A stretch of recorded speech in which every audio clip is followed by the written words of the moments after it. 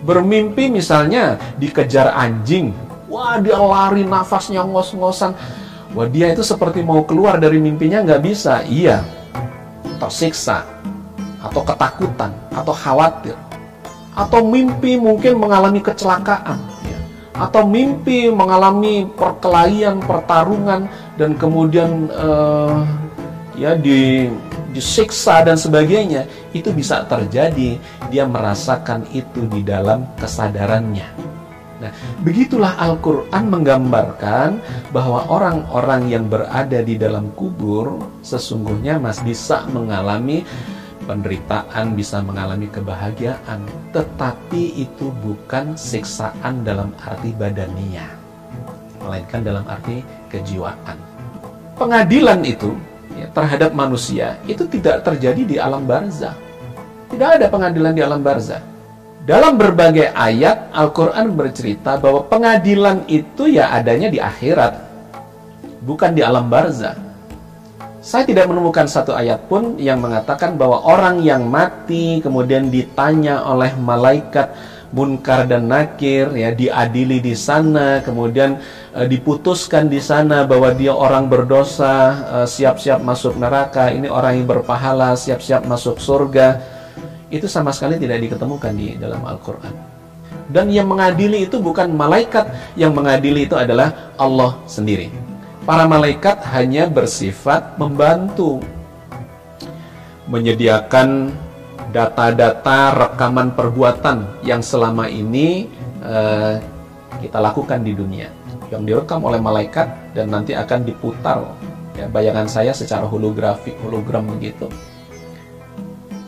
Jadi pengadilan, pertanyaan-pertanyaan yang selama ini kita dengar, ya, digambarkan malaikat bertanya, siapa Tuhanmu, siapa nabimu, apa agamamu, apa kitabmu. Itu saya tidak menemukan penjelasan itu di dalam Al-Quran. Di dalam alam barzah itu sepenuhnya kita ini hanya menunggu datangnya hari pengadilan. Dan yang menarik, Rasulullah bercerita bahwa amal perbuatan yang selama ini kita lakukan di dunia itu ternyata belum selesai rekamannya itu, investasinya itu belum selesai. Di alam barzah itu amal perbuatan baik maupun buruk itu masih bisa mengalir. Rasulullah bercerita bahwa orang-orang yang sudah meninggal, sudah wafat, itu masih bisa mendapatkan pahala dan dosa.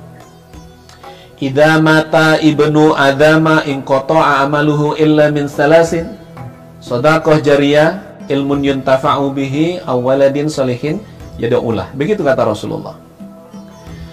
Ketika seorang anak Adam mengalami kematian, maka terputuslah seluruh amalannya itu, kecuali 3 hal. Satu adalah sedekah jariyah. Yang kedua, ilmun yuntafa'u bihi, ilmu yang bermanfaat. Dan yang ketiga apa? Waladin shalihin yad'ulah, anak-anak yang soleh, yang banyak beramal kebajikan dan kemudian mendoakan orang tuanya. Itu amal perbuatan itu atau pahalanya akan masih mengalir ke alam barzah.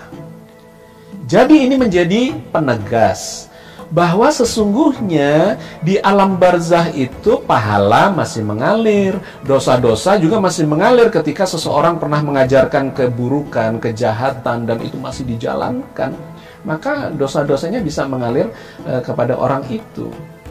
Sehingga tidak fair kalau kemudian digambarkan bahwa di alam barzah itu sudah diadili. Loh, ini belum selesai kok, pahala masih mengalir, dosa-dosa masih mengalir.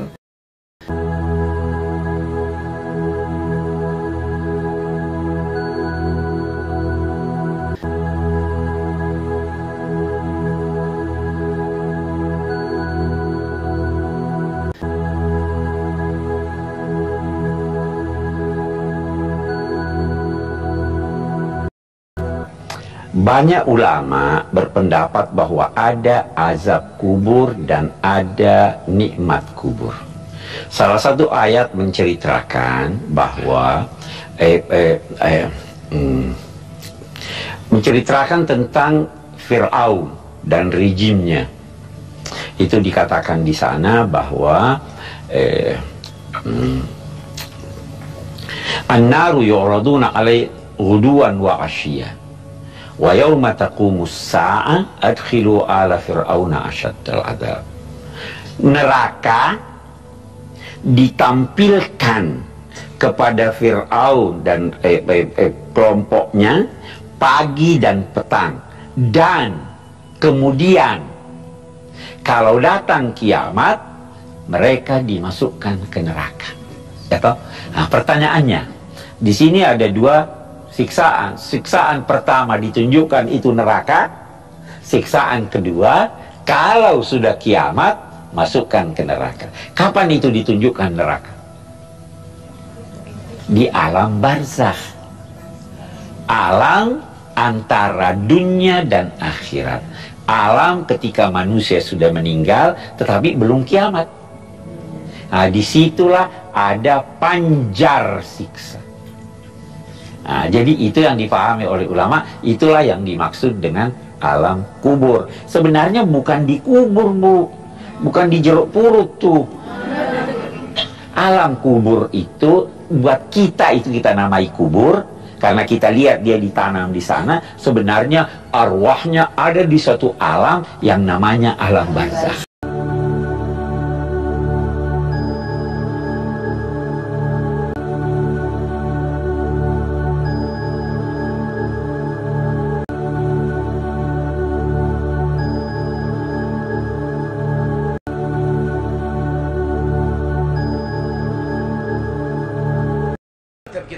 Kita dalam madhab kita ahli sunnati wal jamaati, bahwasanya kalau ada orang meninggal dunia nanti kalau mendapatkan kenikmatan adalah roh dan jasadnya, dan kalau mendapatkan siksa adalah roh dan jasadnya juga. Di sana ada seperti kaum Mu'tazilah, ada yang mengingkari urusan adab kubur. Bahkan sebagian mengatakan adab kubur hanya roh saja. Kalau roh saja ini kayak mimpi. Jadi disiksa dengan roh dan jasadnya. Loh, ini jasadnya hancur, kebakaran. Siapa yang menjadikan kita ada? Allah. Dari tidak ada aja menjadi ada, kok dari ada diadakan lagi kok gak bisa tuh. Memangnya Tuhan kita ini siapa? Tuhan kita Allah Maha Kuasa. Hancur ya, kebakar ya. Bagaimana? Gampang bagi Allah. Kita dari tidak ada diadakan, apalagi dari ada untuk diadakan lagi, bagi Allah adalah sangat mudah. Itu keyakinan kita bahwa kalau yang disiksa adalah jasad dan rohnya. Itu menurut akidah kita ahli sunnati wal jamaati. Kalaupun ada yang mengingkari hukuman dengan jasad, yang penting mereka masih mengatakan adanya siksa kubur, itu para ulama mengatakan itu adalah salah dalam berpikir, tidak sampai derajat keluar dari iman.